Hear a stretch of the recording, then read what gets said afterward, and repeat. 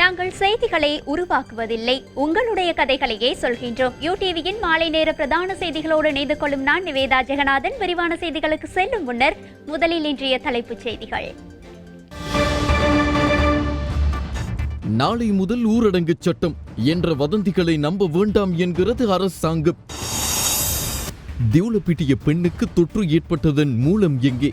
தகவல் தெரியாது திணறும் அதிகாரிகள். கந்தக்காடு குத்தை விட திவுலப்பிட்டிய சம்பவம் பயங்கரமானது. அரசு மருத்துவ அதிகாரிகள் சங்கம். கம்பஹாவில் மேலும் 69 பேருக்கு தொற்று ஏற்பட்டுள்ளதாக உறுதி. 1500 பாடசாலை மாணவர்கள் தனிமைப்படுத்தலில். 2000 பேருக்கு PCR பரிசோதனை.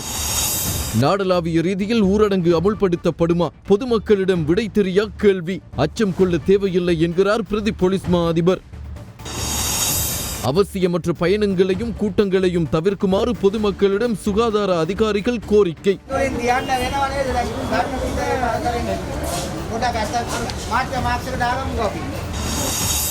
புலமை பரிசில் உயர்தர பரீட்சைகள் நடத்தப்படுமா? இறுதி தீர்மானம் விரைவில்.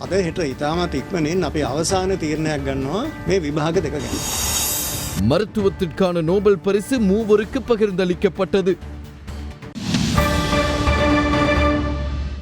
அவை எமது தலைப்புச் செய்திகள். இனி விரிவான செய்திகளில் முதலில் உள்நாட்டு செய்திகள்.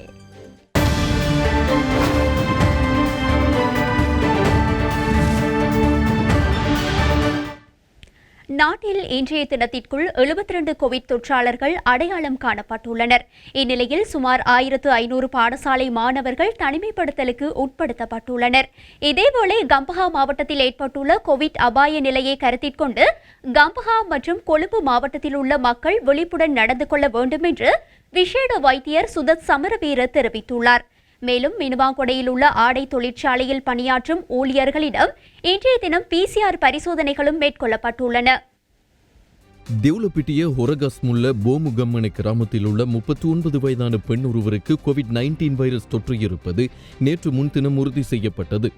மருத்துவமனையில் சிகிச்சை பெற்று வீடு திரும்ப முன்னர் எழுமாறாக மேற்கொள்ளப்பட்ட PCR பரிசோதனையில் குறித்த பெண்ணுக்கு கோவிட் தொற்று இருப்பது உறுதி செய்யப்பட்டது. இதனை அடுத்து குறித்த பெண்ணின் 4 பிள்ளைகள் மற்றும் தந்தை ஆகியோர் நேற்று முன்தினம் இரவு காலி ஹபராதுவ பிரதேசத்தில் உள்ள போலீஸ் தனிமைப்படுத்தல் மையத்திற்கு அழைத்துச் செல்லப்பட்டனர். இவர்களிடம் மேற்கொள்ளப்பட்ட PCR பரிசோதனைகளில் 16 வயதான மகளுக்கும் COVID-19 வைரஸ் தொற்று இருப்பது உறுதி செய்யப்பட்டுள்ளது. குறித்த மாணவி நேற்றைய தினம் தேசிய தொற்றுநோய் விஞ்ஞான பிரிவில் சிகிச்சைக்காக அனுமதிக்கப்பட்டுள்ளார். இதனையடுத்து குறித்த மாணவி கடந்த வெள்ளியன்றும் பாடசாலைக்கு சென்றிருப்பது தெரிய வந்துள்ளது. அறநெறி பாடசாலைக்கும் குறித்த மாணவி சென்றிருப்பதாக பொது சுகாதார பரிசோதகர்கள் கண்டறிந்துள்ளனர். இதன் அடிப்படையில் குறித்த மாணவி கல்வி கற்கும் பாடசாலையின் 11ஆம் ஆண்டு மாணவர்கள் அனைவரிடமும் இன்றைய தினம் PCR பரிசோதனை மேற்கொள்ளப்பட்டுள்ளது. மேலும் குறித்த மாணவி கல்வி கற்ற திவுலப்பிட்டிய பாடசாலையின் சுமார் 1500 வரையிலான மாணவர்கள் சுய தனிமைப்படுத்தலுக்கு உட்படுத்தப்பட்டுள்ளனர். அத்துடன் ஆடை தொழிற்சாலையில் பணியாற்றிய சக ஊழியர்கள், பேருந்தில் பயணித்த சக ஊழியர்கள் என பல்வேறு தரப்பும் அடையாளம் காணப்பட்டு தனிமைப்படுத்தப்பட்டு PCR பரிசோதனைகளும் மேற்கொள்ளப்பட்டுள்ளன. இந்த PCR பரிசோதனைகளின் முடிவு இன்று காலை வெளியிடப்பட்ட நிலையில் இதில் 69 பேர் கோவிட் வைரஸ் தாக்கத்தினால் பாதிக்கப்பட்டிருப்பது உறுதி செய்யப்பட்டுள்ளது. இவர்கள் அனைவரும் மினுவங்கொடையில் அமைந்துள்ள பிரபல ஆடை தொழிற்சாலையின் ஊழியர்கள் என அரசாங்க தகவல் திணைக்களம் அறிவித்துள்ளது. இதேவேளை நாட்டில் தற்போதைய கோவிட் நிலை தொடர்பாக தொற்றுநோய் விஞ்ஞான பிரிவின் விசேட வைத்திய நிபுணர் சுதத் சமரவீர இவ்வாறு தெரிவித்துள்ளார்.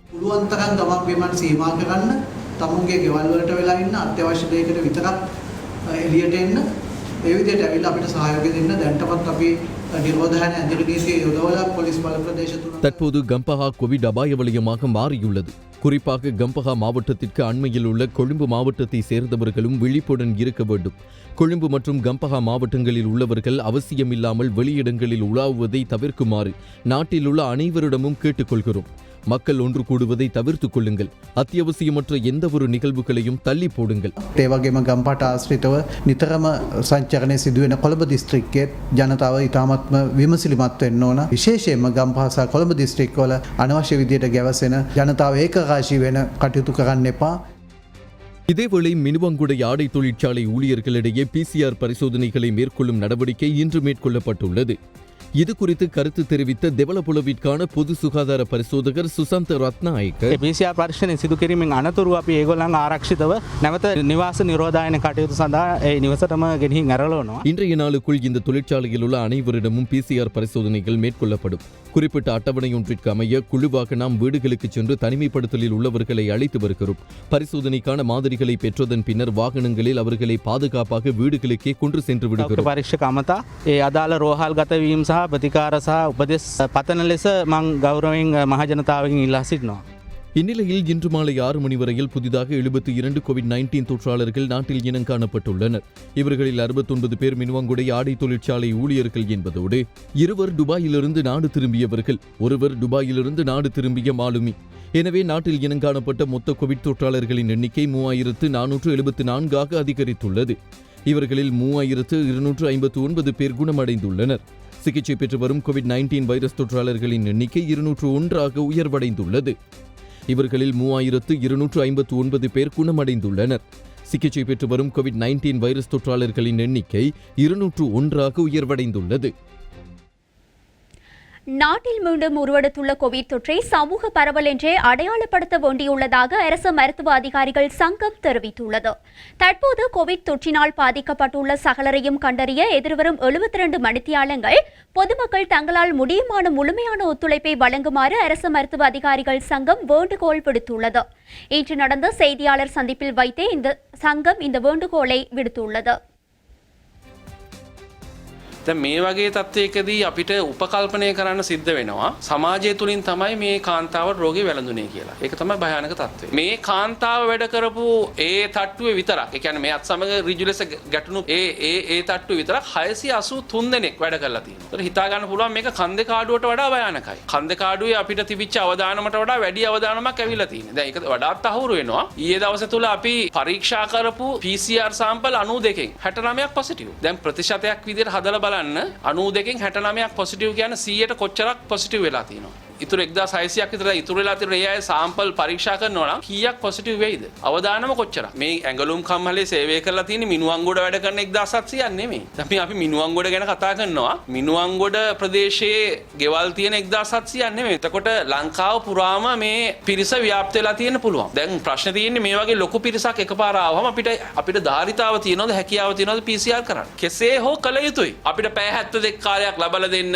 මේ PCR ටික කළා ස්පර්ශකයන් ටික හොයාගෙන මේ වැඩේ රට තුල ස්ථාවර පවක් ඇති කිරීම සඳහා අවශ්‍ය කටයුතු කරන්න. කරුණාකරලා සෞඛ්‍ය ආරක්ෂක අංශවල ලබා දෙන්න. අඩුම ගානේ දවස් 3ක් ලබා දෙන්න. අවදානම හරියට තක්සේරු කරන්න. එතකන් අනවශ්‍ය ගමන් බිමන් යන්න එපා. කරුණාකරලා ගෙවල් වලට වෙලා ඉන්න. மினுவாங்குட பிரதேசத்தில் 70க்கும் மேற்பட்டோரிடம் கொரோனா தொற்று இருப்பது உறுதி செய்யப்பட்டுள்ள நிலையில் இதனை அவசர நிலைமையாக கருதுவதாக சுகாதார அமைச்சு தெரிவித்துள்ளது. அத்துடன் அத்தியாவசியமற்ற பயணங்களையும் கூட்டங்களையும் தவிர்க்குமாறு சுகாதார அதிகாரிகள் பொதுமக்களை வலியுறுத்தியுள்ளனர். சமூகத்தில் கொரோனா வைரஸ் பரவல் பரவுவதை கட்டுப்படுத்துவதற்காக முறையான சுகாதார வழிமுறைகளை கடைபிடிக்குமாறு சுகாதார சேவைகள் பணிப்பாளரின் கையெழுத்துடன் வெளியிடப்பட்டுள்ள அறிக்கையில் தெரிவிக்கப்பட்டுள்ளது. கொரோனா வைரஸ் தொற்றை கட்டுப்படுத்தும் நோக்கில் மினுவாங்குட பிரதேசத்தில் ஏற்பட்டுள்ள நிலைமையை அவசரகால நிலைமையாக கருதுவதாக சுகாதார அமைச்சு அறிவித்துள்ளது.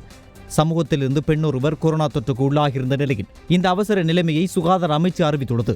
மேலும் பொதுமக்கள் பொது நிகழ்வுகளை தவிர்த்தல், வீடுகளை விட்டு வெளியேறும் போது முகக்கவசங்கள் அணிதல், உடற்பயிற்சிகளில் ஈடுபடுதல், அடிக்கடி கைகளை கழுவுதல் உள்ளிட்ட பழக்க வழக்கங்களை கடைபிடிக்க வேண்டும் எனவும் குறித்த அறிக்கையில் குறிப்பிடப்பட்டுள்ளது. அத்தியாவசியமற்ற அனைத்து பயணங்களையும் கூட்டங்களையும் நிறுத்துமாறு சுகாதார அதிகாரிகள் பொதுமக்களிடம் கோரிக்கை விடுத்துள்ளனர். இதேவேளை கம்பகா மாவட்டத்தின் திவிலப்பிட்டிய, மினுவாங்குட மற்றும் வியாங்குட ஆகிய போலீஸ் பிரிவுகளில் தனிமைப்படுத்தல் ஊரடங்கு சட்டம் மறு அறிவித்தல் வரை நீடிக்கப்பட்டுள்ளது. இதற்கமைய குறித்த 3 போலீஸ் பிரிவுகளிலும் உள்ள மக்கள் வீட்டிலேயே இருக்குமாறு அறிவுறுத்தப்பட்டுள்ளனர். மேலும் குறித்த பிரதேசங்களை ஊடறுத்து பயணிக்க வாகனங்களுக்கு அனுமதி வழங்கப்பட்டுள்ளதாகவும், ஆனால் குறித்த 3 பிரதேசங்களிலும் வாகனங்களை நிறுத்துவதற்கு தடை செய்யப்பட்டுள்ளதாகவும் பிரதி போலீஸ் மாதிபர் அஜித் ரோகன தெரிவித்துள்ளார். යම් කිසි කෙනෙක් මේ පොලිස් වසම් හරහා ගමන් කරනවා නම් තමුන්ගේ වාහනවල ගමන් කරන්න පුළුවන්. හැබැයි මේ පොලිස් වසම් වල නවත්තන්න බෑ ඒ සීමාවේ. ඒ වගේම මගින් තමුන්ගේ වාහනේට ගන්න බෑ. ඒ වගේම තමුන්ගේ වාහනවලින් බස්සන්න කරන්නත් බෑ. නමුත් මේ පොලිස් වසම්වල ඉන්න කට්ටියට ඒ නිවෙස් වලින් එළියට පැමිණීමට හැකියාවක් ලැබෙන්නේ නැහැ. குறித்த பகுதிகளை ஊடறுத்துச் செல்லும் பேருந்துகள் போலீஸ் ஊரடங்கு சட்டம் அமலில் உள்ள பிரதேசங்களில் நிறுத்துவதற்கோ பேருந்தில் பயணிகளை ஏற்றுவதற்கோ அல்லது இறக்குவதற்கோ தடை செய்யப்பட்டுள்ளது. எவரேனும் திடீரென நோய்வாய்ப்பட்டால் ஊரடங்கு சட்ட அனுமதி பத்திரம் இன்றி போலீசாரின் உதவியுடன் வைத்தியசாலைக்கு அழைத்துச் செல்ல முடியும். கோவிட் வைரஸ் தொடர்பாக சுகாதார அதிகாரிகள் மற்றும் போலீசாருக்கு தகவல்களை மறைத்தால் குறிப்பிட்ட நபரை கைது செய்து சட்ட நடவடிக்கை எடுக்கப்படும். இது தொடர்பான தகவல்களை மறைப்பவர்கள் தொடர்பில் தனிமைப்படுத்தல் மற்றும் குற்றவியல் சட்டத்தின் கீழ் விசாரணை ஆரம்பிக்கப்படும். தகவல்களை மறைக்காமல் நாட்டினுள் கோவிட் அசாதாரண நிலைமை இல்லாதொழிக்க அனைவரும் ஒத்துழைக்குமாறு கேட்டுக்கொள்கிறேன். மேலும் நேற்றைய தினம் மினுவாங்குட பிரதேசத்தில் போலீஸ் ஊரடங்கு சட்டத்தை மீறும் வகையில் செயற்பட்ட 10 பேர் கைது செய்யப்பட்டுள்ளனர். වසම්වල ඉන්න කට්ටියට ඒ නිවෙස් වලින් එළියට පැමිණීමට හැකියාවක් ලැබෙන්නේ නැහැ. නිගමනයකට එනකල් නැවත දැනුම් දෙනකල් ඒ කඩසාප්පුව අහලා තියෙන්න ඕනේ. යම්කිසි කෙනෙකුට දරු ප්‍රසූතියකට, පපුවේ අමාරුවකට, වෙනත් දෙයකට රෝහල් ගත වෙන්න අවශ්‍ය නම් එයාට කිසිම ඇදිරි නීති බලපත්‍රයක් අවශ්‍ය වෙන්නේ. கம்பகா பகுதியில் 3 போலீஸ் பிரிவுகளில் ஊரடங்கு சட்டம் பிறப்பிக்கப்பட்டுள்ள நிலையில் நீர்கொழும்பு நகரில் இன்று மக்களின் நடமாட்டம் குறைவாக காணப்பட்டதை அவதானிக்க முடிந்தது. நீர்கொழும்பு பிரதான பேருந்து நிலையமே இது. பொதுவாக சன நெரிசலாக காணப்படும் இந்த பேருந்து நிலையத்தில் இன்று பயணிகளின் எண்ணிக்கை குறைவாகவே காணப்பட்டது. பேருந்து நிலையத்தில் இருந்து புறப்படும் பேருந்துகளில் மிக குறைந்த பயணிகளே இருப்பதை காண முடிந்தது. பேருந்தில் செல்வோர் முகக்கவசம் அணிந்திருப்பதை அவதானிக்க முடிந்த போதிலும் வீதிகளில் செல்லும் சிலர் முகக்கவசம் இன்று செல்வதையும் காண முடிந்தது. பயணிகள் குறைவாக காணப்படுவதால் போக்குவரத்து சேவையை மேற்கொள்ள முடியாத இக்கட்டான நிலையில் இருப்பதாக தனியார் பேருந்து சாரதி ஒருவர் தெரிவித்தார். இதேவேளை நீர்கொழும்பு வழியாக செல்லும் பேருந்துகளிலும் தூர இடங்களுக்கு செல்லும் பேருந்துகளிலும் குறைந்த பயணிகளே இருப்பதையும் அவதானிக்க முடிந்தது.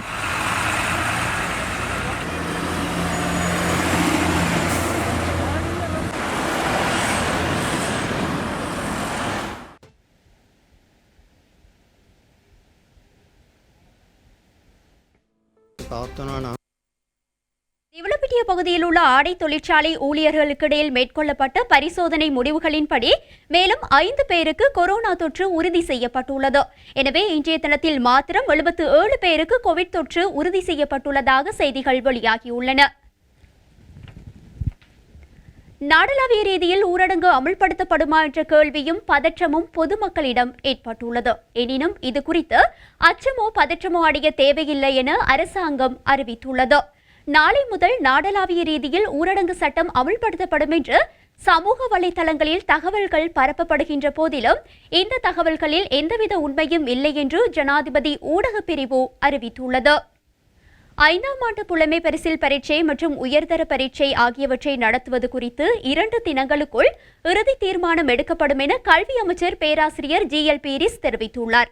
பரீட்சை திணைக்கள அதிகாரிகள், சுகாதார அதிகாரிகள் உள்ளிட்ட தரப்பினருடன் இன்று விசேட சந்திப்பொன்று நடைபெற்றுள்ளது. இதன் பின்னர் நடத்தப்பட்ட செய்தியாளர் சந்திப்பில் கல்வி அமைச்சர் GL பீரிஸ் இதனை தெரிவித்தார்.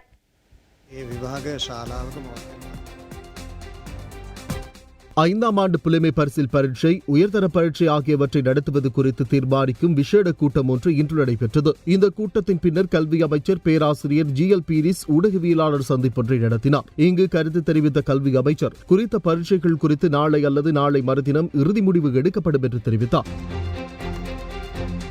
புலமை பரிசில் பரீட்சை, உயர்தர பரீட்சை ஆகியன குறித்து மாணவர்கள், பெற்றோர்கள் ஆர்வமாக இருக்கின்றனர். சுமார் 12 மாதங்கள் இந்த மாணவர்கள் பரீட்சைக்கு தயாராகியுள்ளனர். ஏற்கனவே இந்த பரீட்சைகள் ஒத்திவைக்கப்பட்டிருந்தன. மாணவர்களின் எதிர்காலத்தில் தாக்கத்தை ஏற்படுத்தும் பரீட்சைகள் இவை. எனவே ஏற்கனவே தீர்மானிக்கப்பட்டுள்ளதன்படி பரீட்சைகளை நடத்தவே முயற்சிக்கின்றோம். புலமை பரிசில் பரீட்சை இம்மாதம் 11ஆம் தேதி நடத்த தீர்மானிக்கப்பட்டுள்ளது. உயர்தர பரீட்சைகள் இம்மாதம் 12ஆம் தேதி ஆரம்பிக்க திட்டமிடப்பட்டுள்ளன. புலமை பரிசில் பரீட்சையில் 3,31,694 மாணவர்கள் தோற்றவுள்ளனர். 2,936 நிலையங்களில் இந்த பரீட்சைகள் நடைபெற ஏற்பாடாகியுள்ளன.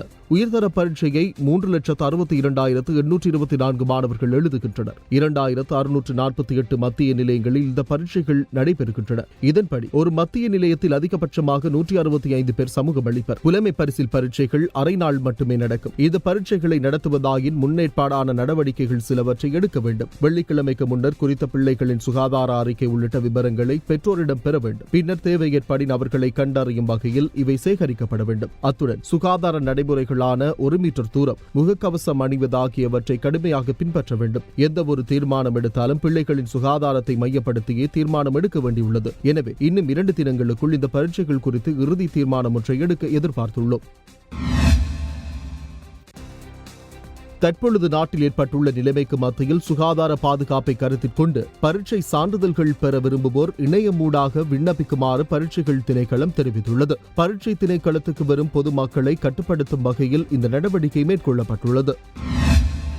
இதேவேளை மறு அறிவித்தல் வரை நாட்டில் உள்ள அனைத்து தமிழ் இஸ்லாமிய பௌத்த அறநெறி பாடசாலைகளும் மூடப்படும் என்று அரசாங்கம் அறிவித்துள்ளது. எதிர்வரும் 6ஆம் தேதி இடம்பெறவிருந்த அரச கரும மொழி தேர்ச்சி வாய்மூல பரீட்சைகளை காலவரையின்றி ஒத்திவைக்கப்படுவதாக அரச கரும மொழி ஆணையாளர் நாயகம் பிரின்ஸ் சேனாதீர தெரிவித்துள்ளார். விடுமுறைக்கு சென்று களனி பல்கலைக்கழகம், விக்ரமாராய்ச்சி ஆயுர்வேத கல்வி நிறுவனம் மற்றும் நெய்வல உயர்கல்வி நிறுவனத்தின் மாணவர்களை வீடுகளிலேயே இருக்குமாறு பல்கலைக்கழக மானியங்கள் ஆணைக்குழு தெரிவித்துள்ளது. மேலும் நாடளாவிய ரீதியில் உள்ள அனைத்து சிறைச்சாலைகளுக்கு கைதிகளை பார்வையிட செல்வது மறு அறிவித்தல் வரை தடை செய்யப்பட்டுள்ளதாக சிறைச்சாளர் ஆணையாளர் நாயகம் தெரிவித்துள்ளார். உடன் அமலுக்கு வரும் வகையில் இந்த தடை உத்தரவு பிறப்பிக்கப்பட்டுள்ளது.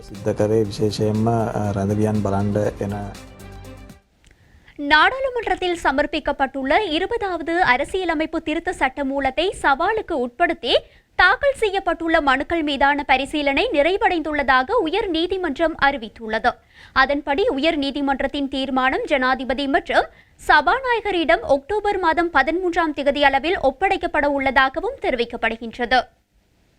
சமர்ப்பிக்கப்பட்டுள்ள 20வது அரசியலமைப்பு திருத்த சட்டமூலத்திற்கு எதிராக உயர் நீதிமன்றத்தில் 39 மனுக்கள் தாக்கல் செய்யப்பட்டிருந்தன. இதேவேளை 20வது திருத்தத்துக்கு ஆதரவாக இடையீட்டு மனுக்கள் 7 அரசு தரப்பிலிருந்து உயர் நீதிமன்றத்தில் தாக்கல் செய்யப்பட்டிருந்தன. கடந்த 3 நாட்களாக இந்த மனுக்கள் மீதான விசாரணைகள் உயர் நீதிமன்றத்தில் 5 பேர் அடங்கிய நீதிபதிகள் குழாம் முன்னிலையில் எடுத்துக் கொள்ளப்பட்டன. 39 மனுக்களில் 2 மனுக்கள் விசாரணைக்கு எடுத்துக் கொள்ளப்படாமலேயே நீதிமன்றத்தினால் தள்ளுபடி செய்யப்பட்டிருந்தது. குறித்த 2 மனுக்கள் தொடர்பான விடயங்கள் சபாநாயகரிடம் கையளிக்கப்பட்டிருந்தமை அதற்கு காரணம் என அறிவிக்கப்பட்டிருந்தது. இந்நிலையில் இந்த மனுக்கள் மீதான விசாரணைகள் இன்று 4வது நாளாகவும் உயர்நீதிமன்றத்தில் இடம்பெற்றன. 20வது அரசியலமைப்பு திருத்தத்தினூடாக தேர்தல்கள் ஆணைக்குழுவுக்கு நியாயமான ஒரு தேர்தலை நடத்தக்கூடிய அதிகாரம் மிக்க சட்டம் ஒன்று பெற்றுக் கொடுக்கப்பட்டுள்ளது என இன்றும் சட்டமா அதிபர் தப்புலத லிவேரா உயர்நீதிமன்றத்தில் கருத்துக்களை முன்வைத்திருந்தார். 19வது அரசியல் யாப்பு மூலம் இல்லாமல் செய்யப்பட்ட ஜனாதிபதிக்கான நிறைவேற்று அதிகாரம் மீண்டும் 20வது திருத்தத்தில் சேர்க்கப்பட்டுள்ளது எனவும் சட்டமா அதிபர் தெரிவித்தார். இதன் காரணமாக யாப்பு மூலம் ஜனாதிபதிக்கு கொடுக்கப்பட்டுள்ள அதிகாரங்களை தடைகளின்றி நிறைவேற்ற முடியும் எனவும் சட்டமா அதிபர் உயர்நீதிமன்றத்தில் தெரிவித்தார். ஜனாதிபதிக்குரிய நிறைவேற்று அதிகாரத்தை மீண்டும் உருவாக்குவதன் மூலம் ஜனாதிபதியின் செயற்பாடுகளை கேள்விக்குட்படுத்தும் நிலை இல்லாமற் போகும் என்றும் அதனால் நீதிமன்றத்துக்குள்ள அதிகாரங்கள் தொடர்பில் கேள்வி எழும் எனவும் மனுதாரர்கள் சார்பில் கருத்து முன்வைக்கப்பட்டது. இந்த கருத்தை நிராகரித்த சட்டமா அதிபர் ஜனாதிபதிக்கு மீண்டும் நிறைவேற்று அதிகாரத்தை வழங்குவதனூடாக நீதிமன்றங்களின் அதிகாரம் ஒரு நாளும் குறையாது என தெரிவித்தார். யாப்பின்படி ஜனாதிபதி நாடாளுமன்றத்துக்கு பொறுப்பு கூற வேண்டும் என்பதால் அவருடைய செயற்பாடுகளை கேள்விக்குட்படுத்த முடியாது என்று மனுதாரர்களின் கருத்தை ஏற்றுக்கொள்ள முடியாது எனவும் சட்டமா அதிபர் தெரிவித்தார். 20வது திருத்தம் மூலம் நாடாளுமன்றம் கூட்டப்பட்ட தினத்திலிருந்து 1 வருடம் நிறைவடைந்ததும் நாடாளுமன்றத்தை கலைக்கும் அதிகாரம் ஜனாதிபதிக்கு கிடைப்பதாக குறிப்பிடப்பட்டிருந்தது. இந்நிலையில் நாடாளுமன்ற குழுநிலை கூட்டத்தின் போது நாடாளுமன்றம் கூட்டப்பட்ட நாளிலிருந்து 2.5 வருடங்களின் பின்னரே நாடாளுமன்றத்தை கலைக்க முடியும் என திருத்தம் மேற்கொள்ள அரசு முடிவு செய்துள்ளதாக சட்டமா அதிபர் தெரிவித்தார். அத்தோடு நாடாளுமன்றம் சரியாக செயற்படாவிட்டால் மக்களின் நலன் கருதி அதனை கலைத்து புதிய தலைவர்களை தேர்ந்தெடுக்கும் அதிகாரத்தை மக்களுக்கு வழங்குவதற்கான அவகாசம் கிடைக்கும் என்றும் சட்டமா அதிபர் தெரிவித்துள்ளார். இந்நிலையில் நாடாளுமன்றத்தில் சமர்ப்பிக்கப்பட்டுள்ள 20வது அரசியலமைப்பு திருத்த சட்டமூல வரைவை சவாலுக்கு உட்படுத்தி தாக்கல் செய்யப்பட்டுள்ள மனுக்கள் மீதான பரிசீலனை நிறைவடைந்துள்ளதாக நீதிமன்றம் அறிவித்துள்ளது. அதன்படி உயர்நீதிமன்றத்தின் தீர்மானம் ஜனாதிபதி மற்றும் சபாநாயகரிடம் அக்டோபர் 13ஆம் தேதி அளவில் ஒப்படைக்கப்பட உள்ளதாக தெரிவிக்கப்படுகிறது. இதேவேளை மக்களின் கேள்விகளுக்கும் எதிர்ப்புகளுக்கும் முகம் கொடுக்காமல் 20வது யாப்பு திருத்தத்தில் இலகுவான மாற்றங்களை செய்வதை விடுத்து நாட்டுக்குள் மாபெரும் கருத்து முரண்பாடுகளை ஏற்படுத்துகின்ற விதத்தில் குறிப்பிட்ட யாப்பு திருத்தத்தை அரசாங்கம் முன்வைத்துள்ளதாக நாடாளுமன்ற உறுப்பினர் விஜயதாச ராஜபக்ஷ தெரிவித்துள்ளார். இதனால் அரசாங்கத்தின் மீதான நம்பிக்கையும் கட்சி ஆதரவாளர்களின் ஆதரவும் கேள்விக்குட்படும் எனவும் அவர் அனுப்பியுள்ள கடிதத்தில் குறிப்பிடப்பட்டுள்ளது. இந்த புதிய திருத்தத்தில் உள்வாங்கப்பட்டுள்ள ஒரு சில சரத்துக்கள் காரணமாக மக்களின் ஜனநாயகத்தை மதிக்கும் ஒரு நாடாளுமன்ற உறுப்பினருக்கு இதற்கு ஆதரவாக செயற்பட முடியுமா என்ற கேள்வி தனக்குள் எழுவதாகவும் விஜயதாச ராஜபக்ஷ தெரிவித்துள்ளார்.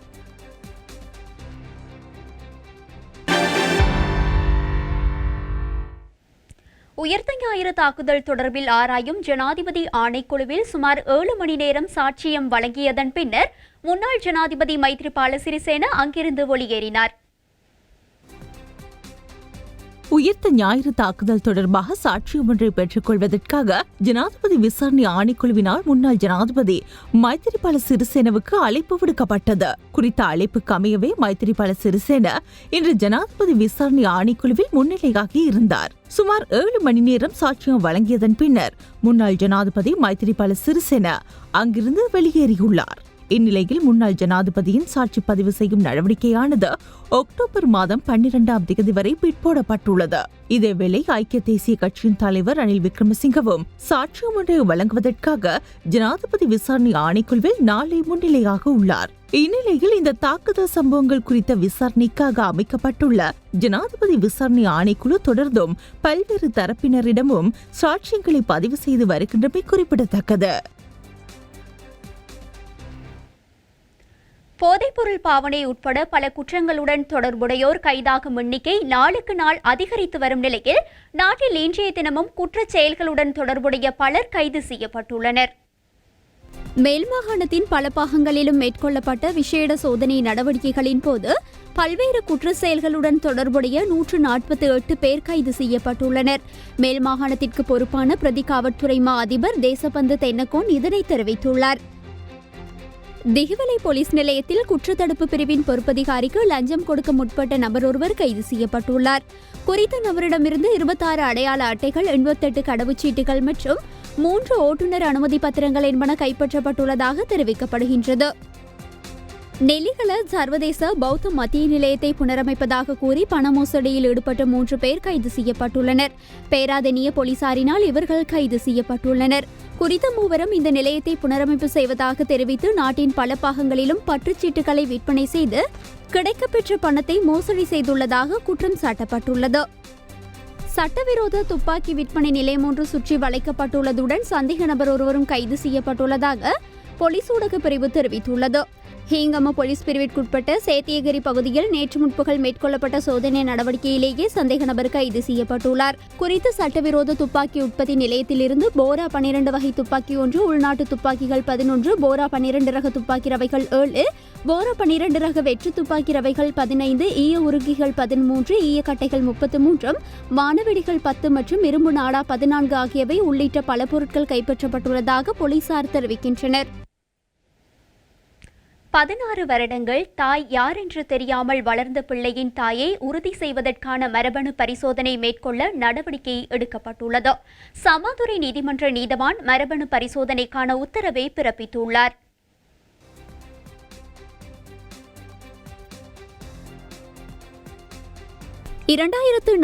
ஆண்டு சுனாமி அனர்த்தத்தின் போது மகனை இழந்த தாயொருவர் தனது மகனை 16 வருடங்களின் பின்னர் தேடி கண்டுபிடித்ததாக அபுசாலி சித்தி ஹமாலியா என்ற பெண் தெரிவித்திருந்தார்.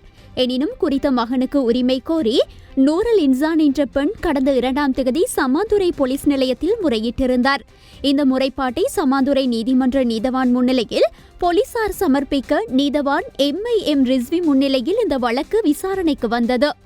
சமாதுரை போலீசாருக்கு வழங்கிய அறிக்கையை அடிப்படையாக கொண்டு விசாரணையை நீதவான் மேற்கொண்டிருந்தார். இதன்போது சிறுவனின் வளர்ப்பு தாய் என உரிமை கோரும் நூரல் இன்சான் மற்றும் சுனாமியில் மகனை பறிகொடுத்ததாக தெரிவித்த அபுசாலி சித்தி ஹமாலியா ஆகியோர் ஆஜராகி தத்தமது நியாயங்களை முன்வைத்திருந்தனர். இருதரப்பு வாதங்களையும் செவிமடுத்த நீதவான் இந்த வழக்கின் உண்மையான தாயை அடையாளம் காண மரபணு பரிசோதனைக்கு உத்தரவிட்டார். குறித்த 2 பெண்களின் கணவன்மாரையும் எதிர்வரும் 7ஆம் தேதி நீதிமன்றில் முன்னிலையாகி மரபணு பரிசோதனைக்கு ஒத்துழைக்குமாறு உத்தரவிட்டுள்ளார். நான் செகண்ட் கார்டு வேலை செய்வேன்.